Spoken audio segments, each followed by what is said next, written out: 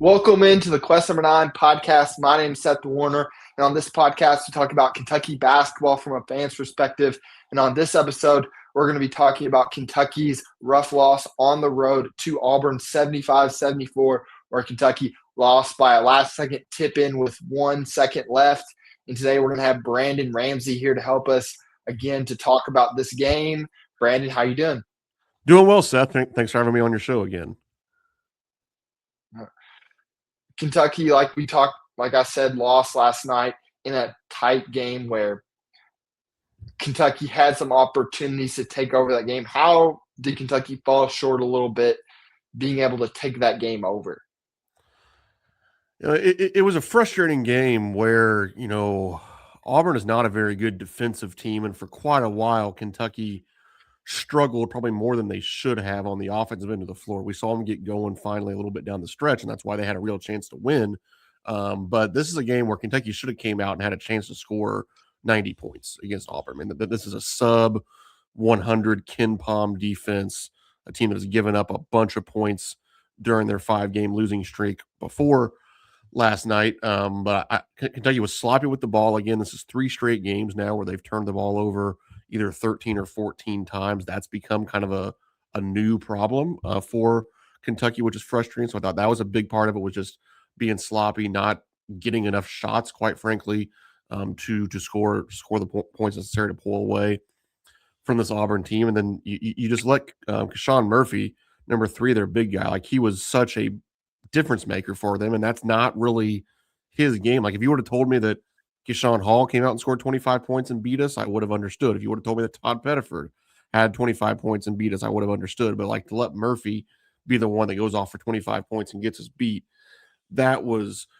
frustrating. So that there were, certainly some breakdowns on both sides of the ball for Kentucky, but ultimately you said it in your intro. I mean, we were one ball getting tipped a little bit differently away from winning the game, but Auburn's one of the best offensive rebounding teams in the country, and ultimately they got one more offensive rebound and got one more shot up that gave them the ultimate lead there at the end. And that can be the breaks of basketball sometimes.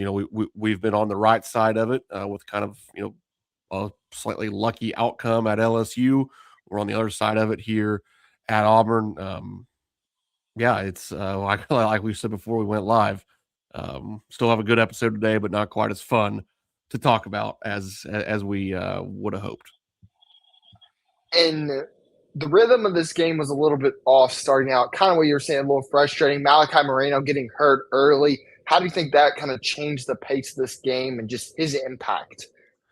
Well, yeah, you send your starting 5-man to the bench, literally 20 seconds into the game, it changes things. Now, luckily, he was able to come back pretty quickly, but I don't know if he was, 100% of himself. He made some good plays. He scored it after he came back in, right hand over his left shoulder with a good strong post move. Still rebounded it okay, but probably not to his normal level. I'm sure that ankle kept him from maybe moving quite as fluidly or having the burst that he may have going up to get some boards. And we've seen throughout the season, Brandon Garrison has done some good things at different times, but he's certainly not as reliable as Malachi Moreno has become for the Cats. And you can look, whether it's the plus minus numbers or whatever you want to look at, there's a drop off for Kentucky when Malachi's out of the game and Brandon Garrison's in the game. And when quite literally 20 seconds in, you got to throw in the lesser of the 2 big men. Yeah, it makes it tough to really set your tone on the road if you're Kentucky.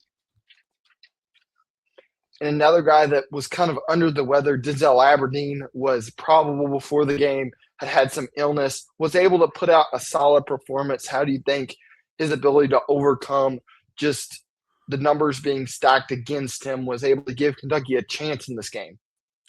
He continues to play really well, in my opinion. I mean, he's not the elite playmaker that Jalen Lowe is, or some of the other best point guards across college basketball certainly are, but he has done a fantastic job, quite frankly, taking over the reins as Kentucky's de facto PG1. I mean, he played over 38 minutes on Saturday night, 3 assists, 1 turnover. You'll take a 3-to-1 assist to turnover ratio any day of the week. Had 15 points I believe, as well, continues to shoot the ball well from 3-point range. He can get into the paint, finish with that little floater, the turnaround jump shot.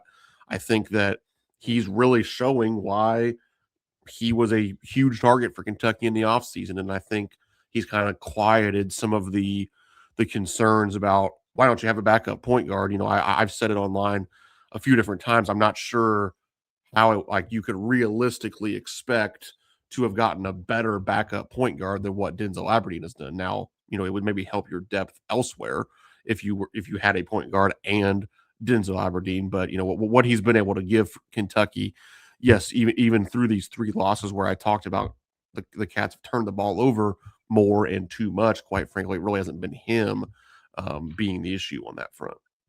Mm-hmm. And Colin Chandler had a decent performance for comparative to how he had been playing. How did some of his turnovers and just not making shots at times limited Kentucky offensively, I thought? Yeah, it was tough for Colin. Obviously, he had been so hot from 3-point range over the last few games. I think he had hit 5 or more threes in each of the 2 games prior. Um, you kind of started to count on him just making every shot that he took, and he made his first one that kind of pull up in transition last night, but then he missed his next 5 and finished 1 for 6 from 3, and that was tips. He had a couple really good looks that obviously in a 1-point game, if you make one of those along the way, maybe it changes everything and you find a way to win. But it's hard to get mad at him for a 1 for 6 performance when he's been so hot of late. You're going to always kind of revert to the mean a little bit in terms of his percentages, but the ball handling was an issue for him. I thought for a guy that has some good vision and processing abilities, I was frustrated with some of his decision making on Saturday night. I thought he was sped up at times off of the dribble. I thought he really forced some passes unnecessarily at times, whether it was trying to hit the roll man or just kind of force feed some passes into tight windows that I just don't think that you need to make to take those risks and just kind of live to fight another day and play a little bit more conservative basketball with the ball in his hands. And I think that's what Kentucky needs to get back to, is just valuing the basketball. I tweeted it out earlier today.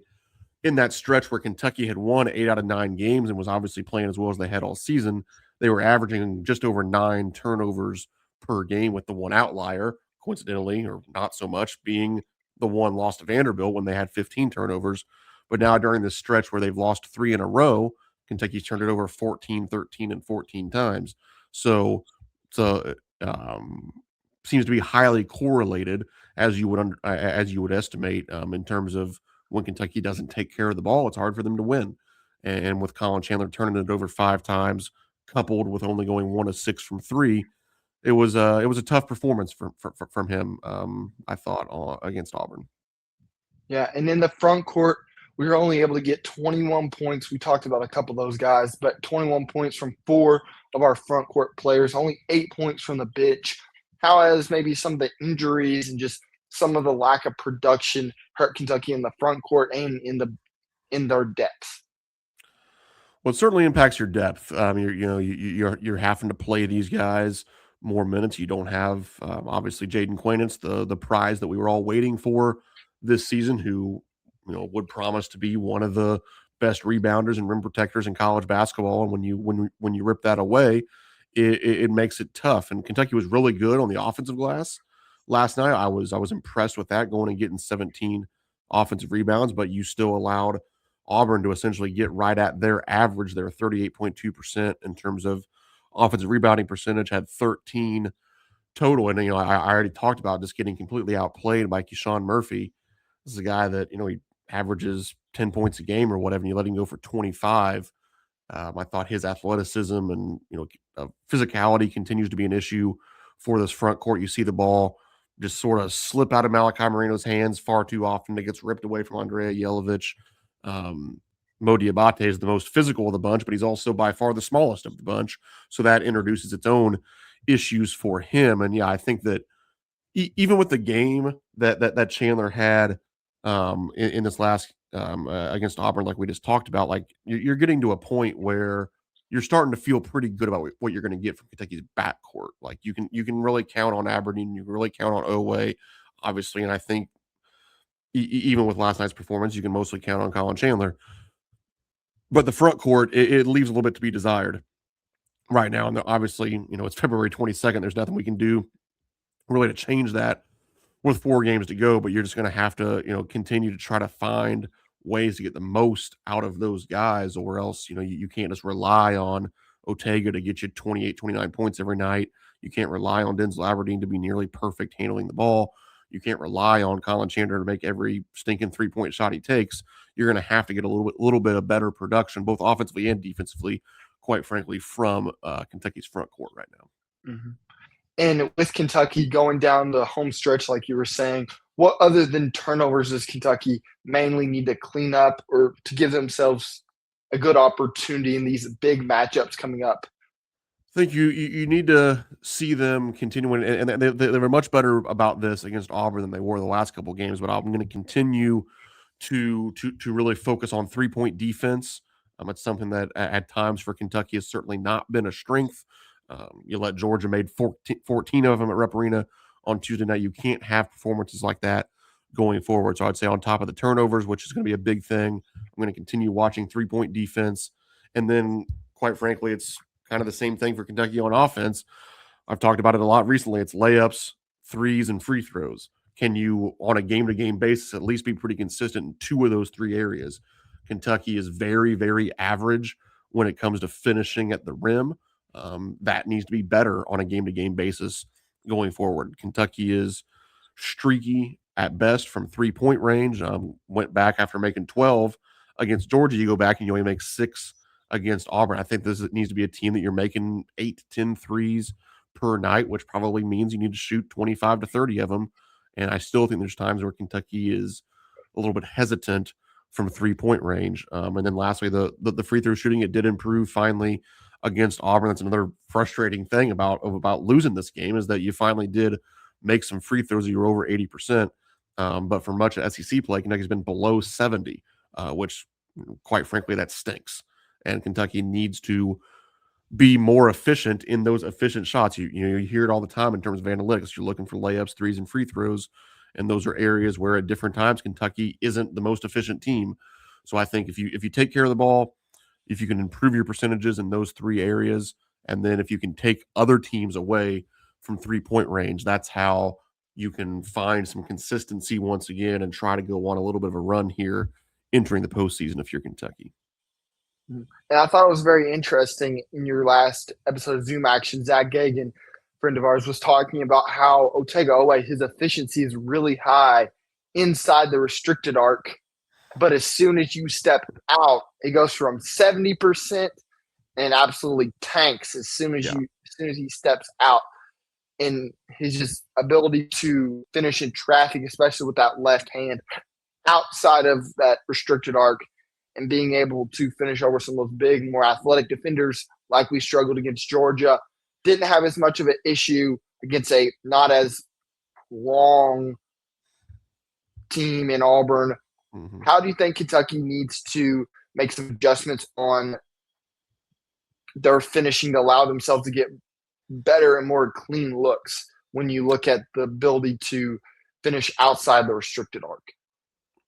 I think it's probably twofold. One, you need to continue playing off of 2 feet. That allows you to shot fake. It allows you to pivot around. It allows you to kick the ball back out if you need to. And it also allows you to go up stronger and get fouled more. I think back to late in the Arkansas game where Kentucky was really holding on to their lead, or late against Tennessee when you're trying to get on top. Like, Kentucky did a really good job of driving it, playing off of 2 feet, and then getting to the foul line. And obviously, I just finished talking about Kentucky not converting super well at the free throw line, but it still helps to get those are still efficient shots. Plus, it gets their team in foul trouble. So I think that playing off of 2 feet, going up stronger, getting to the foul line is part of it.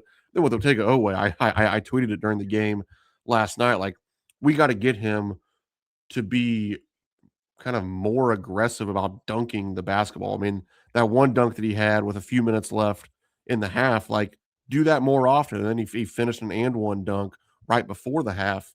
And I think so many times you see him, lose the ball going up with one hand and all these different things. Like, just go dunk that thing, man. You are athletic enough. You are strong enough to go finish above the rim. And I think that I don't know if it's a mental thing or what it is, but I feel like too often Oweh seems to be content with trying to lay it up when, quite frankly, I think he's explosive enough to go dunk it a little bit more often. Plus, again, if you're rising up to go dunk it, I think there's a better chance of getting fouled than if you're kind of contorting around and trying to have all these fancy finishes on your layups. Let's go dunk that thing, man, and utilize your athleticism. So, I think if you can play off 2 feet and then try to play above the rim a little bit more, that's at least a way to improve that. But again, like we're talking about trying to improve making layups on February 22nd. Like it's just not there's not like a drill in practice that all of a sudden we can unlock that's going to make these guys start converting at a higher level. You gotta, quite frankly, go get better players next year, and better players will make more shots. Mm-hmm. And you were talking about some of the three-point volume, and Murphy made a big three at the end of the game. I saw your tweet talking about that. From a coach's perspective, how do you see Kentucky kind of scouting report? They were in the zone at the moment. How would you tell your guys and kind of react to him knocking that down and going forward? Yeah, I mean, when a guy like Murphy makes a three, like there's not a whole lot you can say. I mean, he had made 11 on the season. What last night was Auburn's 27th game. So this is a guy that he doesn't even make a three every other game.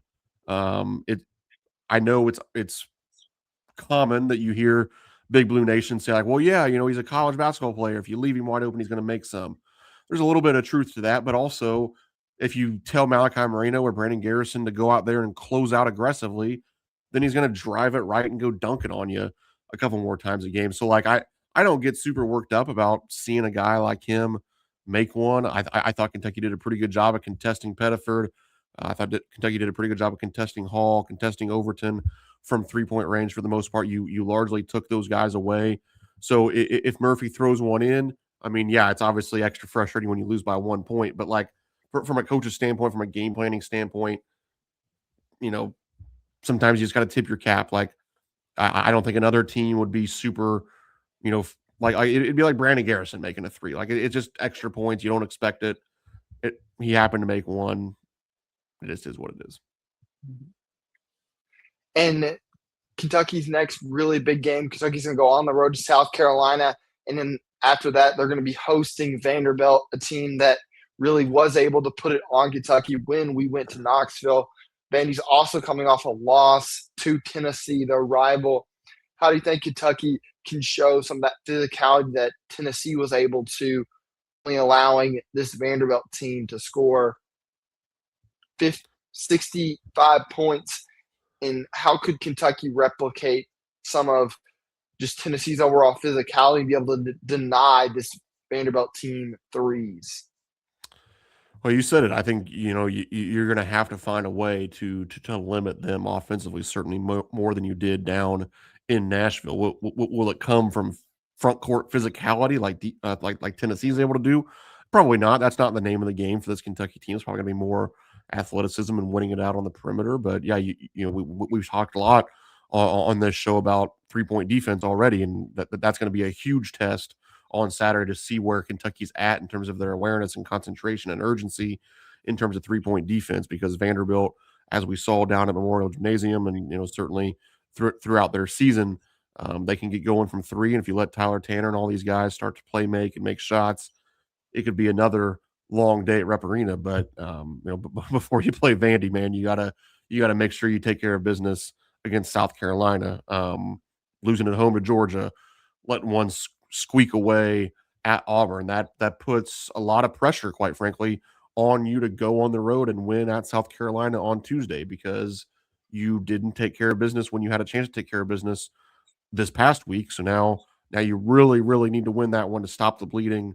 Kentucky is better than South Carolina. There's not a whole lot of teams that Kentucky is just clearly better than, quite frankly, but this is one of them. And I think, before you can worry a whole lot about what you're going to do against Vandy, Mandy just got to find a way to win on the road at South Carolina, because things could start to get really hairy and really ugly, or more ugly, I probably should say, if you drop that one, and then the pressure would just be immense for the game at Rupp on Saturday. And that's all from the Quest Number 9 podcast. My name's Seth Warner. If you like this episode, please like and subscribe. Brandon, do you want to tell everybody where they can find your work? Yeah, thanks, Seth. You can follow me on Twitter at BRamseyKSR. All the written work goes on KentuckySportsRadio.com. Also, go subscribe to the Kentucky Sports Radio YouTube channel, where I host a show called Zoom Action with Zach Gagan, usually episodes each week. Also, subscribe to the Brandon Ramsey College Basketball Show on YouTube. And again, all that work gets promoted through my Twitter at BRamseyKSR. All right. And if you enjoyed this content, please go follow me at Quest Number 9 on Instagram and Twitter to stay up to date when I post new episodes. I put it on there. So I'll see you next time, and go Cats.